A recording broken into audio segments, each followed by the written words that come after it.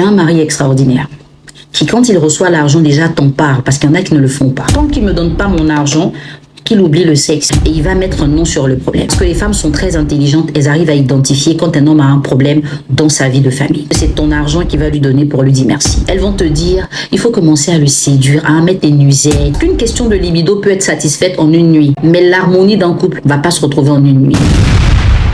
Bonjour à toutes, bonjour à tous. Cette vidéo-là, je vais vous inviter à la regarder jusqu'à la fin. Ça parle d'argent dans le mariage, dans le couple. Peut-être que vous avez déjà vécu ça, peut-être que vous allez le vivre, mais je veux réellement que vous puissiez retenir une leçon très importante.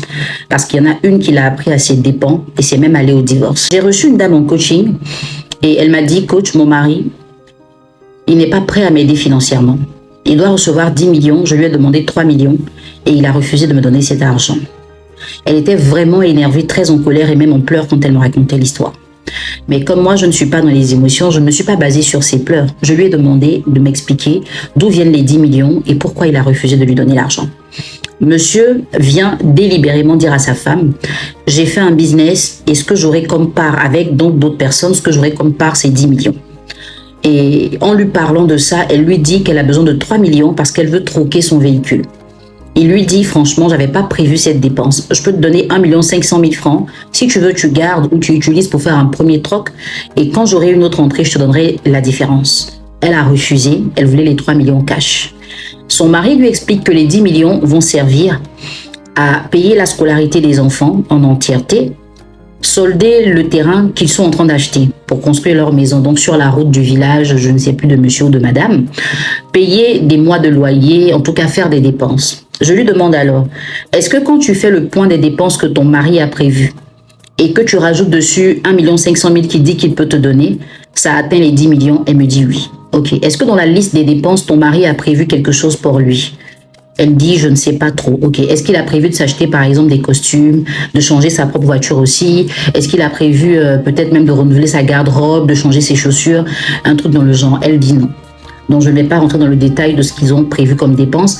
Mais effectivement, quand elle me parle des dépenses, il n'y a absolument rien qui est en rapport avec un besoin pour son mari. Tout ce qu'il va faire, c'est pour la famille. Je lui dis, madame, tu as un mari extraordinaire qui, quand il reçoit l'argent, déjà t'en parle parce qu'il y en a qui ne le font pas. Et quand il t'en parle, il ne sait pas que tu veux changer ta voiture. Malgré ça, il veut te donner la moitié de ce que tu demandes. Et par la suite, il n'a rien prévu pour lui. Tout ce qu'il va faire, c'est pour vos enfants, c'est pour votre maison. Tu ne penses pas que c'est déjà beaucoup? Elle a commencé, non, c'est pas possible. Ma voiture me fatigue. S'il me donne 3 millions, qu'est-ce que ça fait? Beaucoup de femmes n'aiment tellement pas entendre la vérité, elle a estimé que je n'étais pas sa solution. Deuxième séance, quand elle revient, je lui demande comment ça se passe, c'est quoi l'évolution. Elle me dit, elle n'a plus affaire à son mari. Elle évite d'avoir contact avec lui parce qu'elle est vraiment déçue de lui et tout ça. Je cherche à savoir s'il a commencé à réaliser ce qu'il avait promis. Oui, mais elle, c'est pas son problème parce que voilà, elle a souhaité quelque chose, il n'est pas prêt pour elle, elle ne peut pas être prête pour lui. Je lui demande, est-ce que quand même intimement vous réussissez à... Ah non, encore moins. Tant qu'il me donne pas mon argent, qu'il oublie le sexe. Les gens à qui il peut donner, là, il n'a qu'à aller vers ces personnes. Je lui ai dit, madame, ce que tu es en train de faire là, je ne sais pas qui te pousse à le faire, mais quand tu vas avoir les conséquences, tu seras seul dedans. Je t'explique ce qui va se passer. Je ne suis pas devin, je ne suis pas prophète, mais je t'explique ce qui va se passer. Écoutez bien ce qui s'est passé. Je lui ai dit, si tu continues de te refuser à ton mari, au début, il va te demander pardon. Il va insister. L'argent là, c'est encore là. Il va tout faire pour te convaincre de prendre l'argent. Mais je te promets qu'à un moment, quand il va se poser, qu'il va réfléchir profondément, il va pas comprendre ta colère parce que ta colère n'a pas de sens. Donc, il va arrêter de te demander pardon. Et comme tu as pourri l'atmosphère avec tant qu'il ne me donne pas, on ne peut pas avoir une relation normale, monsieur va chercher à avoir une vie normale. Donc, il va arrêter de rentrer tôt. Il va vouloir se changer les idées. Soit il va commencer à aller voir ses amis qui vont remarquer que c'était pas dans ses habitudes. Donc forcément, ils vont poser 2-3 questions. Il devra leur expliquer qu'il y a un problème dans son foyer et il va mettre un nom sur le problème. S'ils sont bien, ils vont l'encourager à rester chez eux. Non, t'inquiète pas, tu peux passer à la maison manger, il n'y a pas de problème, le temps qu'elle se calme. S'ils ne sont pas bien, ils vont l'encourager à sortir pour rencontrer quelqu'un d'autre. Je dis encourager, c'est pas eux qui vont lui dire fait, mais ils vont l'encourager. Et à force de sortir, il va finir par rencontrer quelqu'un qui va remarquer son mal-être. Parce que les femmes sont très intelligentes, elles arrivent à identifier quand un homme a un problème dans sa vie de famille. Et comme au départ, tu le prives de sexe, c'est le sexe qu'il va rechercher, pas autre chose. Il va commencer à voir fréquemment la personne. Au départ, c'était pour du sexe. Mais le bien-être qu'il va recevoir, le fait qu'on ne le boude pas, le fait qu'on ne l'accuse pas, le fait qu'on l'écoute et qu'on le met dans une bonne condition, va faire qu'il va vouloir remercier cette personne. Là qu'il va commencer à entretenir une relation suivie avec cette nouvelle personne-là. Et elle va s'appliquer. Oui, elle va s'appliquer. 1 500 000 francs qu'il t'a demandé de prendre que tu as refusé là. C'est encore là. Hein? Mais tellement elle va s'appliquer. Il sera tellement satisfait que c'est ton argent qui va lui donner pour lui dire merci. Et tu vas commencer à remarquer, mais très tardivement, qu'il est déconnecté de toi. Les personnes qui t'encourageaient à dire, faut pas te laisser faire, hein. Il faut qu'il te donne cet argent-là. Il faut le fermer. Tant qu'il donne pas là, tu lui donnes rien. Au lit là, faut le fermer. Tu vas aller te tourner vers ces personnes pour leur dire, il y a urgence. Elles vont te dire, il faut commencer à le séduire, à mettre des nuisettes, hein, quand elles rentrent te parfumer et tout. Mais elles n'auront pas compris que le problème est plus loin que porter des nuisettes. Il y a une déconnexion émotionnelle qui s'est installée. Et cette déconnexion a créé une connexion avec une nouvelle personne. Donc, peu importe le nombre de nuisettes que tu vas acheter, peu importe l'argent que tu vas investir dans des dépenses sexuelles, ça ne va pas résoudre ton problème. Parce qu'une question de libido peut être satisfaite en une nuit, mais l'harmonie d'un couple ne va pas se retrouver en une nuit. L'écart que tu auras causé entre ton partenaire et toi sera tellement grand qu'il te faudra beaucoup de choses pour revenir à la hauteur. Tu vas commencer à prier, jeûner, pour récupérer quelque chose qui t'appartenait, mais que tu as laissé partir à cause des émotions. Elle a écouté, et puis après, on a fini la séance, elle devait terminer, elle n'est pas revenue. Je dis, ok, moi je suis jamais pressée.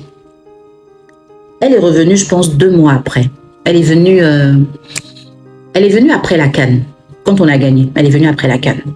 Et moi, quand j'ai reçu son message, je me disais qu'elle voulait envoyer juste des messages de « Ah, on a gagné » et tout, parce que j'en recevais souvent. Et je vois qu'elle fait une longue note vocale de près de 7 minutes. Et après, je vois des émoticônes en pleurs. Donc tout de suite, je l'appelle. Qu'est-ce qui se passe? Elle dit, coach, mon mari a demandé le divorce. Je lui dis, pourquoi? Après ce qu'on s'est dit, qu'est-ce qui s'est passé? Elle dit, il s'est passé exactement ce que vous m'avez dit. C'est pas dans les mêmes détails, mais c'est ça.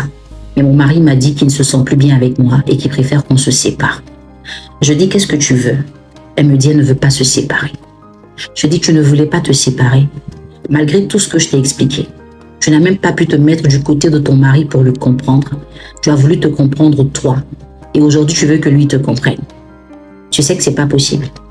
Parce que différemment de nous les femmes, quand un homme prend une décision de séparation, il est fixé dessus. Nous là, quand on dit je m'en vais, le meilleur ami va appeler, les oncles vont parler, nos amis vont parler. Puis on a dit, bon, comme vous avez parlé, je vais rester. Mais eux, ils font pas comme ça. Eux, avant de dire qu'ils s'en vont, c'est qu'ils savent qu'ils vont partir. Donc là, maintenant, tu as reçu les papiers de divorce. Tu ne veux pas signer, c'est ça. Elle dit non, je veux pas. Je tiens à mon mari. On a duré ensemble, on a galéré ensemble. Je peux pas accepter. Je dis, mais que tu signes ou pas, tu sais qu'il n'y a plus de vie. Vous n'êtes plus en couple. Parce que dans le détail de ce qu'elle explique, son mari et elle, il n'y a plus rien. Il n'y a absolument plus rien. Et elle est malheureuse. Elle a tellement pleuré. Elle a tellement pleuré.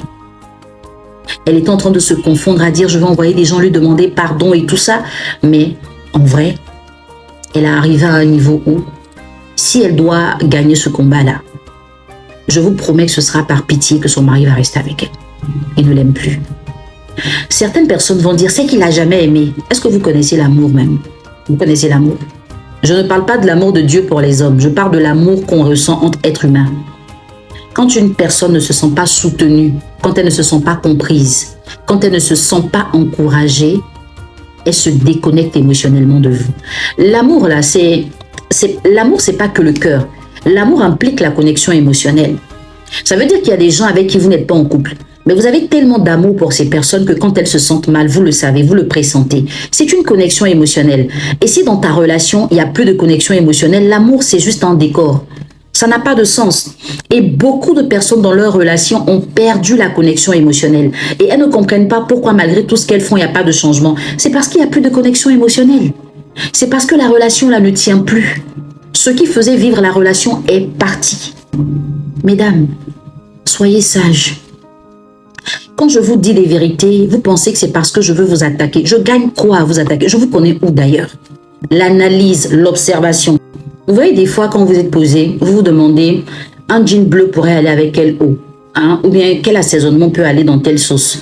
Moi, quand je suis assise, je me demande quels problèmes des couples peuvent rencontrer, quelles peuvent être des solutions et pour quelle autre raison ces problèmes-là pourraient ne pas avoir de solution.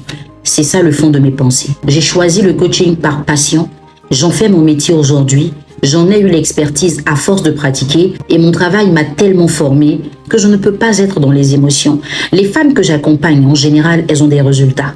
Je dis en général, parce qu'il y en a comme cette dame à qui je dis les vérités et elle n'accepte pas. Elles auraient voulu que je dise, mais ton mari, il est méchant, hein? Mais 10 millions, si tu donnes 3 millions, ça fait quoi? Vous ne pouvez pas mettre ça là de côté? Elle aurait voulu que je lui dise ça. Elle aurait voulu que je l'encourage, comme ses copines de quartier l'encouragent. Mais est-ce que vous savez pourquoi les gens vous encouragent à faire des bêtises? Parce que c'est beaucoup plus facile d'encourager quelqu'un dans l'erreur que de sortir une personne de l'erreur. Parce que pour sortir une personne de l'erreur, il faut la convaincre, il faut la raisonner. Les gens n'ont pas le temps pour ça. C'est pour ça que les gens vous disent ce que vous voulez entendre. Moi, je ne vous dirai jamais ce que vous voulez entendre parce que j'ai le temps pour ça, c'est mon travail. Cette femme, là où je fais la vidéo aujourd'hui, c'est parce qu'il y a 3 jours, elle m'a dit qu'elle a finalement signé les papiers de divorce parce qu'elle se sentait très malheureuse. Parce que son mari, quand elle regarde dans ses yeux, il n'y a plus rien. Elle a perdu son mari pour 3 millions. J'espère que ça ne va pas vous arriver. Réveillez-vous à temps. Ayez peur des personnes qui entretiennent vos émotions. Elles sont plus toxiques que celles qui vous invitent à utiliser votre raison. En général, la raison vous donnera raison, mais les émotions, c'est la désolation.